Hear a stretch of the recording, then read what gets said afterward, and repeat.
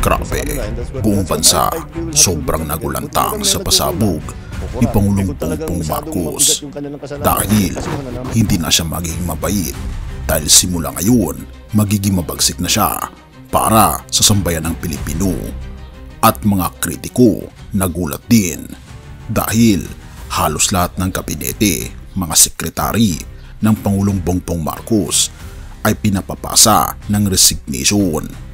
At may isang comment mga kaibigan na ito raw ang mga papalit sa mga gabinete. Sino-sino sila at sang-ayon kaya kayo sa comment na ito? Halika atin itong pag-usapan mga kaibigan. So maganda na nga itong ginawa ng ating presidente na hinarap niya yung problema na to, inamin niya mismo sa sarili niya na medyo naging mabait nga siya. So ngayon, naniniwala po ako na makakita na po tayo ng malupit na Presidente Bongbong Marcos. Ito ba ang panahon na makikita natin yung sinasabi ng Pangulo na marahil kailangan ng mas mabagsik pamumuno? Umpisa lamang po. Sir, wala ba kayong sisibaking gabinete ngayon? Baka mangyari yan. Dito nga sa ginagawa namin performance review. Yun ang warning ko sa kanila. Grabe, buong bansa nagulantang sa biglaang pagbabagong anunsyo ni Pangulong Bongbong Marcos. Simula na ng mas mabagsik na liderato. Grabe, 10 ng bansa ang sobrang nagulantang. Isang hindi naasahang pasabog galing kay Pangulong Ferdinand Marcos Jr. ang yumanig sa kabuuang sambayanan. Hindi na ito ang kalmadong lider na kilala natin.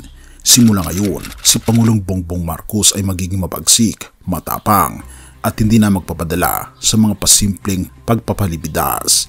Pero bakit nga ba niya pinatalsik? Pinagsumite ng courtesy resignation ang lahat ng miyembro ng gabinete. Hindi ito basta-basta. Ayon kay Pangulong Bongbong Marcos, this is not business as usual. At dito nagsimula ang sunod-sunod na kaganapan na napaikot sa ulo ng makasambayang Pilipino. Pero teka, bakit ngayon? Bakit pagkatapos ng midterm elections? At bakit parang nagpapadya ng bagong direksyon? Simula na ng isang malalim na recalibration. Simula nung ininunsyo ni Pangulong Bongbong Marcos mismo sa BBM Podcast ang performance review ng gobyerno. Lalong naging malinaw ang intensyon. Recalibration, ibig sabihin lilinisin ang sistema, aayusin ang pamahalaan, i-realign ayon sa tunay na pangangailangan ng masa. Pero hindi na pwede ang pabagal-bagal, hindi na uso ang palusot, at higit sa lahat hindi na dapat politika ang umiiral, kundi resulta. Sino ang matitira? Sino ang mawawala? Pero teka lang, tanong ngayon, sino ang matatanggal? Sino ang mananatili? At sino ang biglang mawawala ng parang bula? Kabilang sa mga nagsumite ng courtesy resignation, sina Finance Secretary Ralph Recto, Defense Secretary Gilbert Teodoro, Education Secretary Sani Angara at marami pang iba. They may be showing support sa desisyon ni Pangulong Bongbong Marcos, pero halata rin ang tensyon sa hangin, may kaba, may agam-agam. At ayon pa mga kaibigan, sa isang comment section na aking nabasa, ito daw ang listahan ng mga graceful exit na nag-confirm na nagbigay ng dignified bow out. Sila Dameo, Guevara, Martires, Recto, Ruiz at marami pang iba. Mga pangalang may bigat ngunit marunong ting bumaba ng entablado ng may dangal. At sabi niya, may mga papalit na mga bagong mukha na posible na mga bagong mukha sa kabinete. Sa tingin niyo mga kaibigan, sang-ayon ba kayo dito? Una, si Clarita Carlos, brainy, strategic, tahimik pero malalim. Claire Castro, firm, fearless, hindi basta nagpapadikta. Trillanes, polarizing but undeniably bold. Jay Pulido, matagal ng under the radar pero mabangis sa trabaho. Benhur Abalos, loyalist, operator, may sariling fanbase. Si Magalong, the general na may clean slate appeal. At huli, sinasabi dito, dark horse daw, si Atty. Libayan, kilala online pero may appeal sa masa at sa mga kabataan.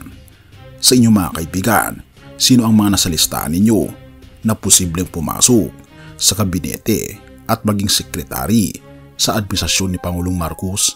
I-comment mo naman sa ibaba upang malaman ko rin kung sino-sino ang inyong natitipo.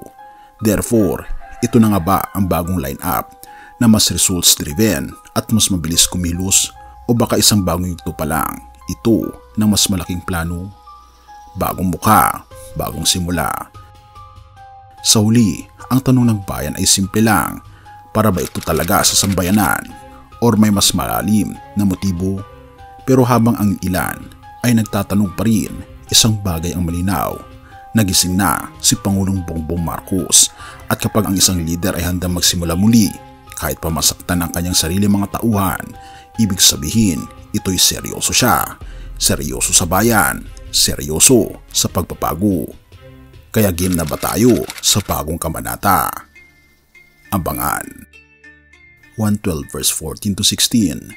At nasumpungan niya sa templo ang mga nagbibili ng mga baka, mga tupa at mga kalapati, at ang mga mamamalit ng salapi na nangakaupo roon, at gumawa siya ng isang panghagupit sa yari sa mga tali, at pinalaya silang lahat sa templo, pati ang mga tupa at mga baka, at ibinuwal niya ang mga dulang na mga mamalit ng salapi, at ibinuluwak ang salapi sa lupa. At sa mga nabibili ng mga kalapati ay sinabi niya, alisin ninyo rito ang mga ito, huwag ninyong gawing bahay kalakal ang bahay ng aking ama. Purihin ang ating Panginoong Diyos. Kaibigan, kung sa politika ang mabagsik na hakbang ni PBBM ay nagpagulantang sa buong bansa, lalo na sa pananampalataya, may isang leader na talaga namang hindi mananahimik. Ito ang ating Panginoong Jesus. Sa 1 chapter 2, hindi ang maamo, tahimik o palangiting Jesus ang nakita ng mga tao, kundi isang Jesus na may banal na galit, nagsagawa ng malinaw na paglilinis, at nagsabing hindi pwedeng paglaruan ang sambayanan ng Diyos. Pero hindi ito tungkol sa paghihiganti.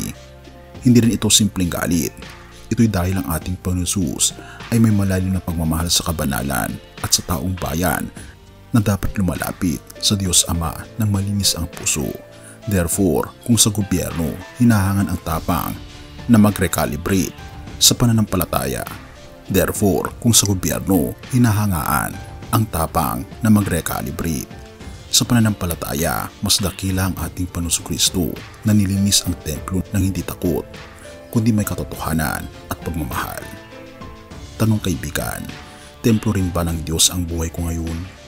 Kung ang ating Panginoon Jesus ay biglang pumasok sa templo ng puso natin ngayon, ano kaya ang alisin niya? May kailangan bang iligpit? May kailangang iwan? May kailangang baguhin? Hindi lang ang gobyerno ang kailangang linisin, pati ang puso natin kaibigan.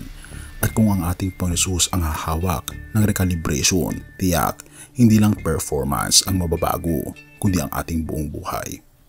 Purihin ang ating Panginoon Diyos at tayo manalangin. Ama naming Diyos na makapangyarihan sa lahat, salamat po sa iyong pagmamahal na hindi natatakot magsalita ng katotohanan. Linisin niyo po ang aming puso, tulad ng paglinis ng aming Panginoon Jesus sa templo. Ayusin niyo po ang aming mga motibo, palitan niyo po ang politika ng puso ng kabanalan. Gawin niyo po kami masunurin sa iyong kalooban, dahil tunay ka pong hari at tagapagligtas ng aming buhay. Sa iyo ang lahat ng kapangyarihan, ngayon at magpakailanman o aming Panginoon Diyos.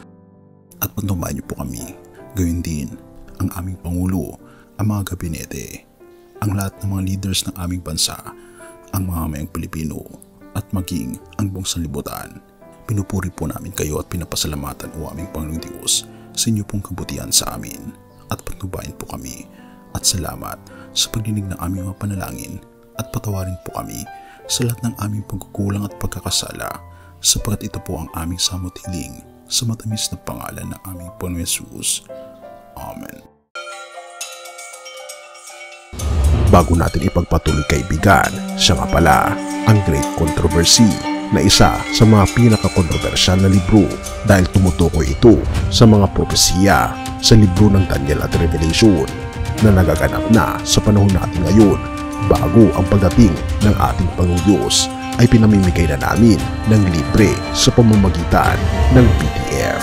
At ito ay nasa limited lamang na panahon, kaya i-click mo sa description sa baba upang ma-avail mo kaibigan ang napaka-importanteng libro ito na magbubukas sa iyo sa mas maliwanag mong hinaharap. Purihin ang ating Panginoong Diyos at tayo magpatuloy.